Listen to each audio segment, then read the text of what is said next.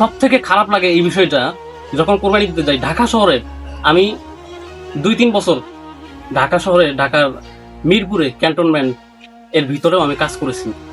মানে একদম বড় লোক, আপনারা জানেন আর্মি সেনাবাহিনীরা সেখানে থাকে, বসবাস করে, এবং বড় বড় লোক যারা আছে, তারা বড় বড় ব্যবসায়ী, বড় বড় বিজনেসম্যান ওখানে তারা বসবাস করে। তো আমি দেখেছি ওখানে তারা বড় বড় গরু, কিন্তু ছোট হয় না, 3-4 লাখ টাকা পর্যন্ত গরু তারা জবাই দেয়। ভাই আমারও তো মন চায় যে বাড়িতে গিয়ে মা বাবার সাথে ঈদ কাটাবো, ঈদ আনন্দ মুহূর্তটা কাটাবো। আমার তো মন চায় যে আড্ডা দিব, ঘুরবো, ঈদের দিন কোরবানির ঈদ আসে, কোরবানি দিব, বাড়িতে গিয়ে গোস্ত কাটবো, খাবো, এটা অনেক আনন্দের বিষয়।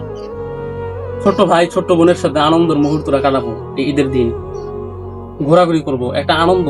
কিন্তু এই আনন্দটা আমরা করতে পারি না মাদ্রাসায় থাকার কারণে। অর্থাৎ কওমি মাদ্রাসাগুলোর নিজাম বা নিয়ম হচ্ছে যে মাদ্রাসায় থেকে কোরবানির কাজগুলো করতে হয়, যার কারণে আসতে পারি না। একটা জিনিস কি বলবো, মাথা আমার কাজ করে না, মানে অনেক পরিমাণ খারাপ লাগে এই বিষয়টা চিন্তা করলে।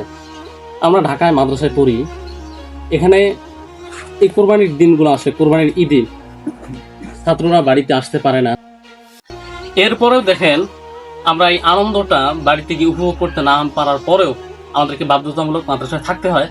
এই মাদ্রাসায় থাকার পরেও দেখেন আমরা পরের দিন সকালবেলা, ঈদের দিন নামাজ পড়ে এই ছুরি হাতে নিয়ে, মাদ্রাসার থেকে যেগুলো ছুরি দেওয়া হয় আমাদেরকে, একটা বিষয় এখানে দেখেন, মাদ্রাসার থেকে আমাদেরকে যে ছুরিগুলো দেওয়া হয় এগুলো নিজের পকেটের টাকা খরচ করে সেগুলো ধার করি আমরা নিজেই কষ্ট করে।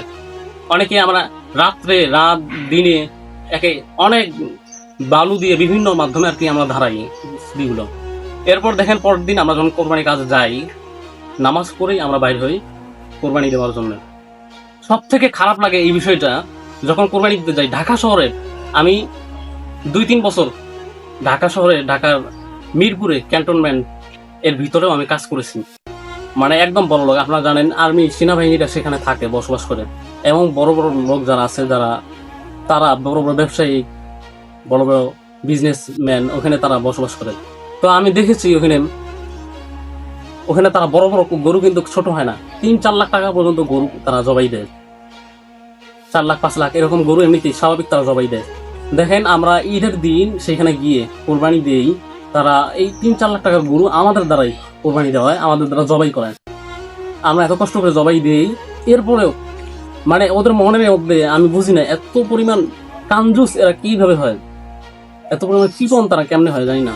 3 লাখ টাকা গরু তারা জবাই দিচ্ছে, ওই ছাত্রটা যে জবাই দিচ্ছে সে তো বাড়িতে যাইতে পারে না, বা তার মায়ের কাছ থেকে, বাবার কাছ থেকে যে ঈদ বোনাস নিবেন সেটাও কিন্তু নিতে পারে না। ওই লোকটা দেখেন জবাই দেওয়ার পর কিছু টাকা হাদিয়া দিলে কিন্তু তারা খুশি হয় মাদ্রাসার ছাত্ররা। দেখেন সেই জায়গায় তারা এই 3 লাখ টাকার গরু বা 4 লাখ টাকার গরু জবাই দেওয়ার পরেও একটা টাকাও হাতে দেয় না কিন্তু, অথচ তারা ঈদ তারা মাটি করে এখানে মাদ্রাসায় থাকতেছে। যদিও অবশ্যই সেটা আল্লাহর জন্যই করতেছেন, কিন্তু তারপরও মানুষের তো একটা বিবেক থাকা উচিত যে 3 লাখ টাকা 5 লাখ টাকার গরু জবাই দিলাম, 100 টাকা 200 টাকা 500 টাকা দিলে তো তাতে গায়ে লাগে না। অনেকে আবার আছে যে মাত্র একটা খাসি জবাই করে দিছে, 500 টাকা হাতে ধরাই দিছে, ছাত্ররা অবশ্যই খুশি হয়, কারণ যদিও তারা ঈদটা বাড়িতে না কাটায় এখানে থাকতেছে, তারপর তাদের ভালো লাগে। কিন্তু কিছু মানুষ আছে এদের দেখলে অনেক খারাপ, মানে আমার খুব খারাপ লাগে যে আসলে এরা ছাত্রগুলা, বিশেষ করে কয়েকশো মাদ্রাসা বাদ দিয়ে বাকি সমস্ত মাদ্রাসা কওমি অঙ্গনগুলো আছে সবগুলাকে বাধ্যতামূলক ছাত্রদেরকে থাকতে হয়। সব ছাত্ররা এভাবে থেকে এইভাবে কোরবানি দেয়, এরপরও মানুষ তাদের যে কিছু হাদিয়া দিবে ঈদের দিন, ঈদ সালামি যেটাকে বলে, এটাও দিতে তারা মানে কৃপণতা কত যে পরিমাণ।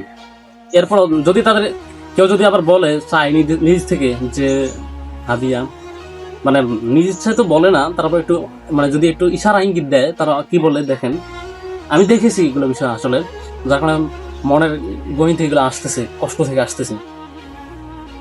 যদি বলেন যে হাদিয়ার বিষয়ে, তাহলে ওরা বলে, ইশারা দিলে বা বললে ওরা বলে যে চামড়া তো মাদ্রাসায় দিচ্ছি, তাহলে আবার হাদিয়া দিচ্ছে। ভাই এটা বোঝে না যে চামড়াগুলো মাদ্রাসার ফান্ডে যাবে, মাদ্রাসার ইয়ের জন্য, কাজের জন্য, কিন্তু এরা মনে করে কি এই মাদ্রাসার এই চামড়াটা দিল মানে তার মানে এটা হুজুর যে জবাই করলো তার এটা হয়ে গেল, বা সে এটা বিক্রি করে সে খাবে, অথচ এটা কিন্তু আসলে ইয়ে না। তাছাড়া চামড়া যে ওরা যে খাবে, ওরা একেবারে তারা প্রসেসিং করে যদি তারা খায় সেটা জায়েজ আছে, কিন্তু তারা এই চামড়াগুলো যে বিক্রি করে তাদের খাবে, এটা কিন্তু তাদের জন্য জায়েজ নেই।